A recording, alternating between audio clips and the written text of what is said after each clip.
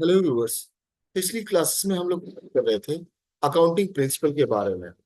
तो आज भी हमारा उसी कड़ी में एक और अकाउंटिंग प्रिंसिपल है मटीरियलिटी, जिसको पहले हम लोग कन्वेंशंस भी कहा करते थे। मटीरियलिटी का मतलब यह होता है, अकाउंटिंग करते समय कई चीजें ऐसी इंफॉर्मेशन के रूप में आती हैं। मटीरियल कहने का मतलब इंपॉर्टेंट, इमटीरियल कहने का मतलब less important.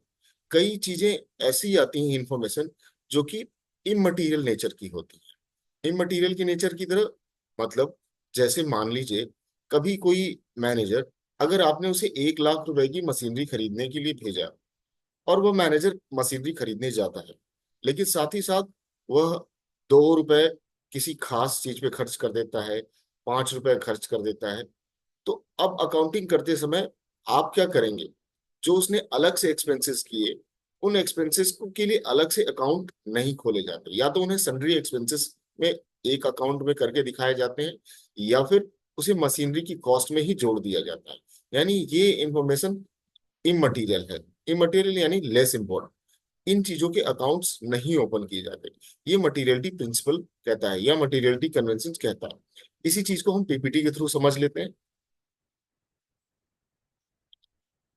Immaterial amounts may be aggregated with the amounts of a similar nature or functions and need not to be presented separately। मतलब जो ऐसे छोटी छोटी एक्सपेंसेस हैं उनके लिए अलग से अकाउंट्स नहीं ओपन किए जाने चाहिए, बल्कि उसी सिमिलर नेचर के अकाउंट्स के साथ उन एक्सपेंसेस को जोड़कर दिखा दिया जाना चाहिए। Materiality depends on the size and nature of the item.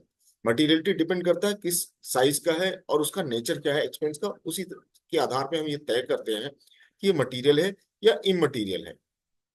Example के तौर पे अगर हम समझें, small payment such as postage, stationery, cleaning expenses should not be disclosed separately.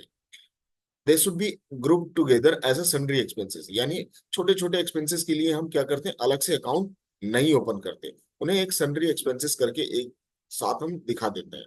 The cost of small valued assets such as pencil, sharpeners, paper clips should be written off to the profit and loss account as a revenue expenditure, although they can last for more than accounting period. कहने का मतलब इस तरह के जो छोटे छोटे, अगर आपका बिजनेस लाखों का है तो आप उसमें पेंसिल के एक्सपेंसेस नहीं दिखाएंगे, आप रेवेन्यू एक्सपेंसेस में कम करके दिखा देंगे, लेकिन उसको अलग से अकाउंट नहीं तैयार करेंगे।